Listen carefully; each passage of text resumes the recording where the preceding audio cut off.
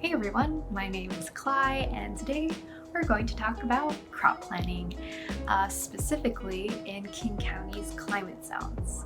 Learning how to grow food in the Pacific Northwest was an adjustment for me and my family, as it is for many people who grew up in different regions around the world. So, for example, my mom grew up in Angono, Rizal, Philippines, where she grew calamansi, malunggay, ampalaya, all of these great things that thrived really well in warmer climates.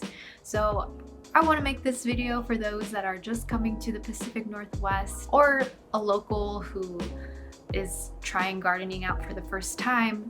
Just a reminder that gardening is one big experiment of listening to nature's patterns and cycles. There are many different methods of growing food all over the world, and none of them are wrong. So stay curious, follow your intuition, and you're sure to be on the right path.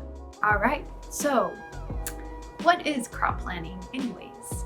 Crop planting basically means that you know what you're going to grow, when you're going to grow it, and where you're going to grow it. Planting a garden is like fitting puzzle pieces together. For gardeners growing multiple different crops throughout a season, crop planting will make sure those pieces fit together as best as possible. So, crop planting is important because not all of us have unlimited space. So, depending on how much space you have to grow, whether it's a container or a raised bed or a spot in the ground, putting in a little bit of time in planning can be super helpful in terms of getting the most out of the space that you have.